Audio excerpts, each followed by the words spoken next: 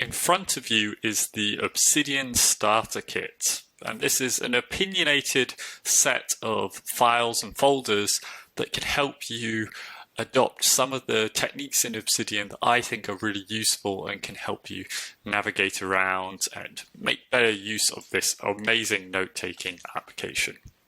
So we start, of course, with the home, and this is set up like a map of content or an index, as some other people call it. Now, as you can see, I've embedded certain elements here that can help you get started. So we have the life goal.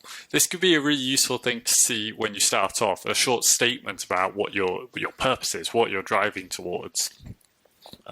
Something that can help you focus on what you need to do each day. Then topics that you're interested in. And this is a way to highlight the areas of interest, provide a list that you might want to look through there. Now, I've embedded this in the notes, but actually it's probably better not to have it as a embedded file like this, but it's better to have it as its own separate list. And the reason for that is that if you have it as a separate list, then when I open up the local graph, you can see all the links for the different topics connected here.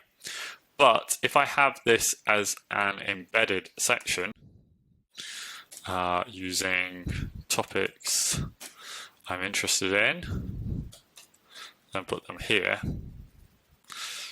well, the topics that you're interested in are all linked, but if you go to the home, graph of, let's go back home.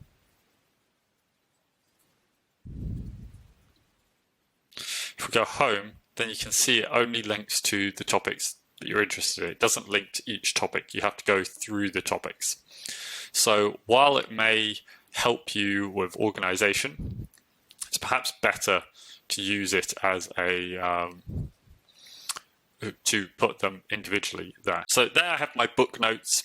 This is just a link to go to book notes because I take a lot of notes of books, and that can be useful to do there. Now, in the book notes section, I have a link to a note on a book, How to Take Smart Notes from Soren Ahrens, and that's the system that I use, one of the systems I use to take notes. I have another map of content, which is personal knowledge management.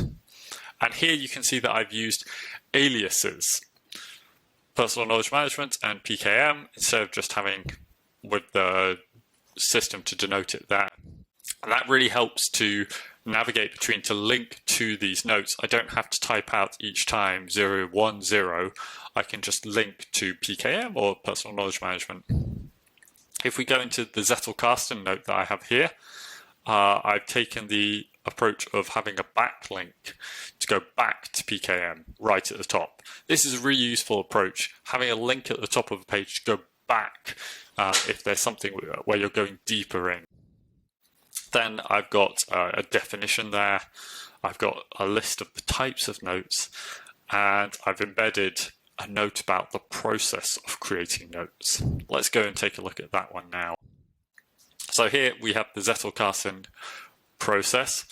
I've got notes about fleeting notes, literature notes, permanent notes. Another name for this would be evergreen notes, the steps of organizing. And then at the bottom, I have something made from Mermaid.js.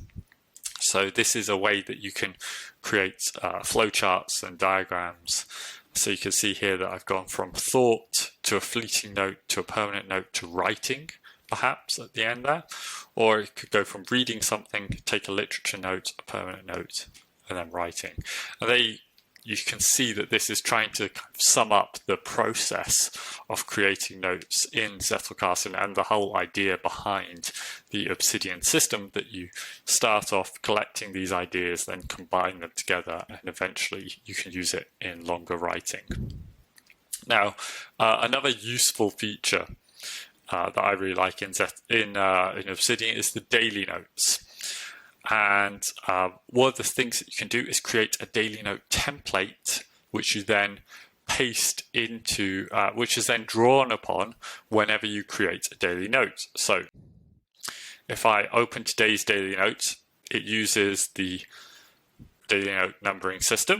It's created it in the folder of daily notes, and it will have taken my template. Now, my template doesn't have anything at the moment, but my own personal template is the storyline template. Yeah. So I have it in Text Expander. I can add it here where I add things like the first project I'm working on, which is, let's say, Secret Project 1. I set a rest and a reward, have a cup of coffee. Project 2 will be Secret Project 2. Actually, we'll have record Obsidian Starter Kit video. And my rest and reward will be eat some chocolate.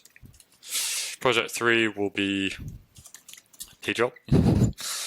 And rest and reward will be read more of Dominion tonight. I have the question if I could do today over again. Actually, if I want this in the template, I don't want to include anything because I'm doing the template. So let's clear all this. Okay. Right. Okay, so I'll paste that here. Now I need to get rid of the date. Okay. I'll get rid of the hashtag as well. So this is an old template that I created. Now, if I delete the file, yes I do. And I'll just show you the settings that I've used for this. Files and links, daily notes. So I've activated the daily note plugin, which comes from core plugins. Down here there is, where are you, daily note? Somewhere along here we have the daily note plugin, random note, daily note. I've probably just gone past it twice, page preview. Daily notes, there we go. Then that brings up the option here for daily notes. New file location. So I created a folder, daily notes. This is where all my daily notes are saved to. And then template file location, templates, daily note template. You can have it so that it starts up when you open the application. I don't find that useful for me because there's the button here, open today's daily note. So now if I press the button, it's created a daily note, which using the template, and I can fill it all in with the tasks that I have for the day. So that's that part there. The other feature, opinionated feature that I have here is the inbox. So if I create a new note, it will be created in the inbox. And this gives me a chance to separate fleeting notes, fleeting ideas, keep them in a location where I can come back to them again, and it encourages me to develop them further, to expand upon them, so that I don't just put a quick note, leave it, forget about it, but instead I write something down in the spur of the moment, can come back to it later on and then review it, perhaps link to what needs to be linked, add some thoughts, expand upon it, perhaps create a new note that's connected to this one, and so on as well. So there you go. That is a brief overview of the Obsidian Starter Kit. It's still a work in progress. I'm hoping to add more to it.